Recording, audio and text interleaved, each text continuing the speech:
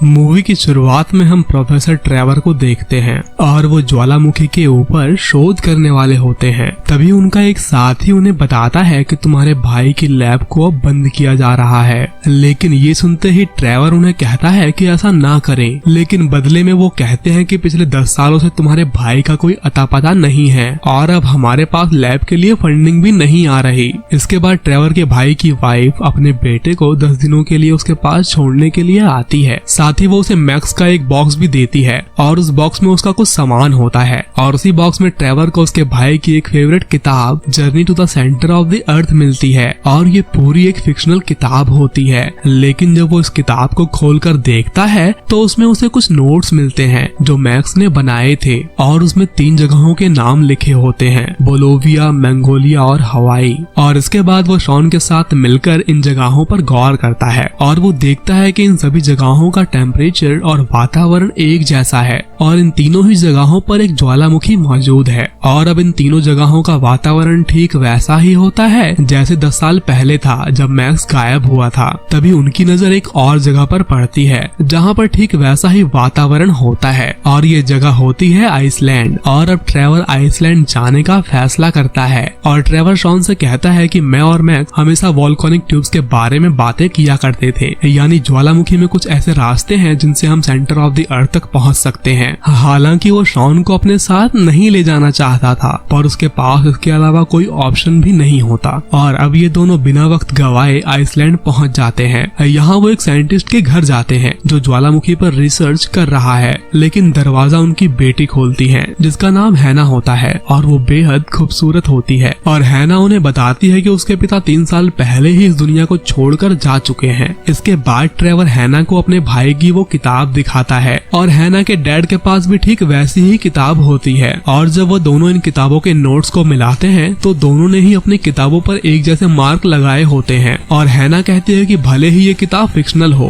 पर बहुत से लोग आज भी इस किताब की थ्योरीज पर भरोसा करते हैं। ट्रेवर हैना से कहता है कि मैं भी वहाँ जाना चाहता हूँ, लेकिन हैना कहती है कि वहाँ तुम्हारी गाड़ी नहीं पहुँच पाएगी। तभी ट्रेवर को वहाँ पर वो डिवाइस मिलता है जिससे उसे यहाँ के वातावरण के बारे में पता चला था और ये डिवाइस किसी और ने नहीं बल्कि उसके भाई मैक्स ने ही लगाए थे। लेकिन इससे पहले वो उसे खोल पाता वहाँ का मौसम बदलने लगता है, इसलिए हैना और शॉन एक गुफा में चले आते हैं और वो ट्रेवर को भी फौरन अंदर आने को कहते हैं, लेकिन वो बिना उस डिवाइस के लिए वहाँ नहीं आना चाहता। लेकिन जैसे ही वो उस डिवाइस को निकालता है उसके चारों तरफ बिजली गिरने लगती है। तभी हैना कहती है कि तुम्हें उसे फेंकना ही होगा और ट्रेवर सबकी जान बचाने के लिए उसे फेंक देता है। लेकिन तभी बिजली उसी गुफा पर गिरती है जिससे बाहर निकलने का रास्ता पूरी तरह बंद हो जाता है और ये तीनों अब गुफा में फंस चुके होते हैं। तभी हैना उन्हें बताती है कि यहाँ पास में ही एक माइन भी है जहाँ पर अब काम नहीं होता और वो तीनों अब माइन की तरफ बढ़ने लगते हैं और तभी उनके सामने एक बहुत ही गहरी खाई होती है। उसमें उतरने के बाद वो फाइनली उस माइन तक पहुँच जाते हैं। वहाँ पर ट्रैक भी मौजूद होता है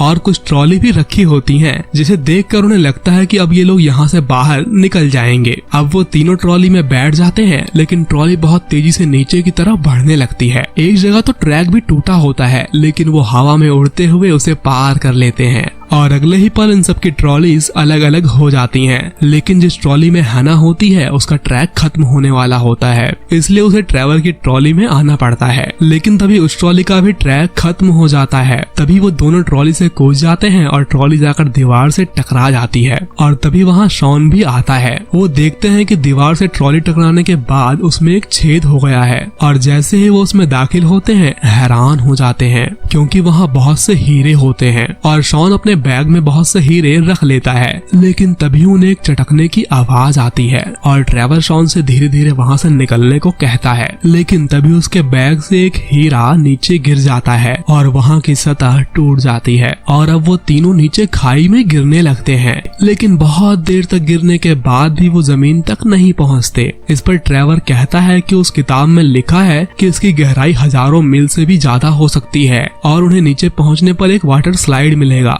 जिसके बाद वो तीनों ही एक वाटर स्लाइड में गिरते हैं और बहते हुए एक कुंड में पहुंच जाते हैं। और पानी से बाहर निकलने के बाद उन्हें बहुत से पक्षी दिखाई देते हैं और ट्रेवर बताता है कि ये पंछी तो अब म्यूजियम में है। और ट्रेवर उन्हें बताता है कि ये पंछी धरती पर 150 मिलियन साल पहले खत्म हो चुके हैं। और उस गुफा से बाहर आते ही वो एक अलग दुनिया देखकर हैरान हो जाते हैं। अब ट्रेवर कहता है कि यहाँ से कोई ना कोई बाहर निकला है जिसने उस किताब को लिखने में हेल्प की है, और अगर वो बाहर निकल सकता है तो हम क्यों नहीं। और आगे बढ़ने पर उन्हें एक ट्री हाउस मिलता है और उन्हें वहाँ मैक्स की डायरी और नोट्स भी मिलते हैं। लेकिन थोड़ी ही दूर पर हैना को वहाँ मैक्स की डेड बॉडी मिलती है और ये दोनों मैक्स की मौत से बेहद दुखी होते हैं। और मैक्स की डायरी से उन्हें पता चलता है कि यहाँ का टेम्परेचर कभी भी 200 डिग्री तक पहुँच सकता है। और तभी वो नोटिस करते हैं कि यहाँ का टेम्परेचर बहुत ही तेजी से बढ़ रहा है। लेकिन तभी उन्हें मैक्स के नोट से पता चलता है कि यहाँ एक गर्म पानी का झरना है जो उल्टा बहता है और जिसकी मदद से वो यहाँ से निकल सकते हैं। और यहाँ से निकलने के लिए वो एक नाव बनाते हैं, लेकिन साथ ही वहाँ का टेम्परेचर भी बहुत तेजी से बढ़ रहा होता है। अब इससे पहले कि यहाँ का टेम्परेचर हद से ज्यादा बढ़ता,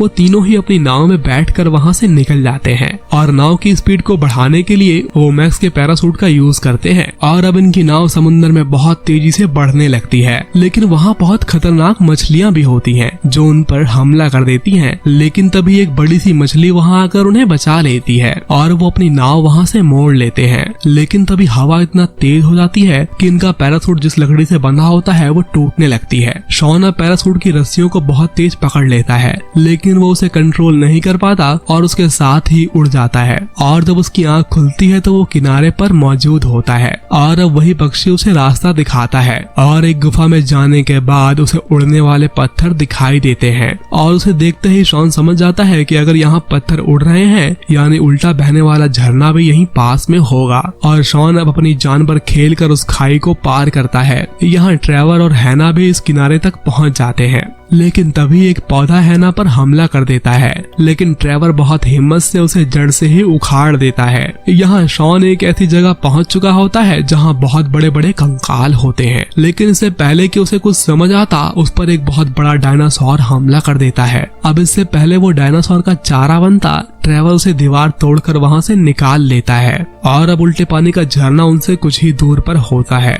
ये तीनों उसी तरफ भागने लगते हैं और डायनासोर इनका पीछा कर रहा होता है। लेकिन ट्रेवर समझ जाता है कि जिस जमीन पर ये लोग भाग रहे हैं वो बहुत कमजोर है, इसलिए वो शॉन और हैना को दूसरी तरफ भागने को कहता है। और जब डायनासोर ट्रेवर को पकड़ने ही वाला होता है तभी जमीन फट जाती है और डायनासोर उसमें गिरकर मर जाता है। और अब वो डायनासोर के सर के कंकाल को नाव बना लेते हैं और उसमें सवार होकर वो वहाँ से निकलने लगते हैं। लेकिन इनकी नाव एक खाई में फंस जाती है और ट्रेवर उनसे कहता है कि हम यहाँ आने में लेट हो चुके हैं। और वो कहता है कि अब यहाँ दोबारा पानी आने में कम से कम 2 से 3 घंटे लग सकते हैं और तब तक तो हम गर्मी से ही मर जाएंगे। लेकिन तभी हैना देखती है कि दीवार से पानी रिस रहा होता है और वो समझ जाते हैं कि इस दीवार के पीछे बहुत सारा पानी है। ट्रेवर उसे ब्लास्ट करता है जिससे बहुत सारा पानी लावे पर गिरता है और पानी लावे पर गिरने के बाद वहाँ बहुत पावरफुल स्टीम बनती है और उनकी नाव अब बहुत तेजी से ऊपर की ओर बढ़ने लगती है। तभी वो बहुत तेजी से धरती से बाहर निकलते हैं और इनकी नाव किसी किसान के खेत में आ गिरती है और तभी वो किसान के घर से टकरा जाते हैं और अब किसान उन्हें इटालियन में गालियां देने लगता है और वो समझ जाते हैं कि अब वो इटली पहुंच चुके हैं। तभी शॉन एक हीरा अपने बैग से निकाल कर उस किसान को देता है और साथ ही उसके बैग में और भी बहुत से हीरे मौजूद होते हैं, यानी वो सब अब बहुत अमीर हो चुके हैं। और हैना और ट्रेवर अपनी मोहब्बत का इजहार करते हैं और ट्रेवर अपने भाई के बंद हुए लैब को दोबारा शुरू करवा देता है। और मूवी के आखिर में जब शॉन वहाँ से जाने लगता है तो ट्रेवर उसे उसके डैड की एक और नई किताब देता है जिसका नाम होता है the lost city of Atlantis. और वो क्रिसमस की छुट्टियों पर यहाँ जाने की बात करते हैं और इसी के साथ ये मूवी यहीं खत्म हो जाती है।